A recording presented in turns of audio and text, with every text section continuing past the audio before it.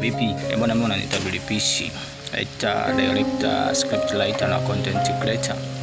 Karibu tena katika Savoti Bongo Movies.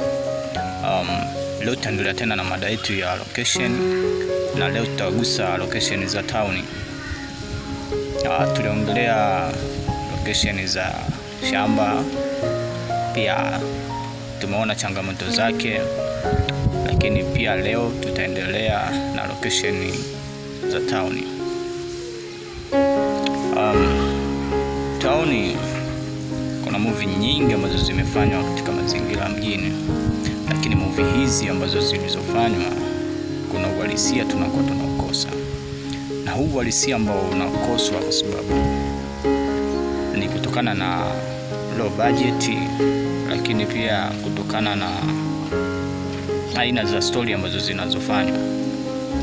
Najua tukiangalia movies zetu kuna story nyingi ambazo za town za tofauti, lakini kuna location fulani ambazo unaoneshwa, unajua kabisa hii ni center na hii ni sehemu ambayo husika. Lakini movies za Tanzania tunaoneshwa maisha tu ya mtaani, maisha ya mazingira ya nyumbani, lakini kuna vitu vinakuwa vinakosekana. Hivi vitu ni madirector wenyewe au ndo kutokana na aina za story ambazo zinazofanywa? Haya yote yanakuwa yanashindwa kujulikana, kwa sababu tatizo ni lipi? Ni aina ya mifumo ambayo tunatumia. Hivi ndio vitu ambavyo vya kujiuliza, lakini all kwamba kazi zinafanyika na kazi zinaonekana,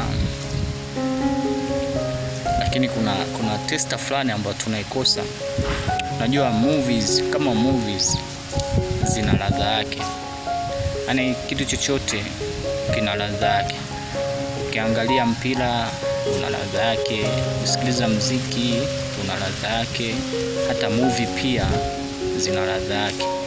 Lakini hizi ladha zimekuwa adimu sana katika movies za Kitanzania, yani ni chache, lakini tunafeli wapi? Hivi ni vitu ambavyo vya kujiuliza, lakini mimi nafikiri kwamba tunafeli kutokana na budget zinakuwa ni ndogo, hususan katika uwekezaji wa movie. Huu ndio kweli. Kwa tunahitaji budget kubwa ili mradi movie zetu zishibe.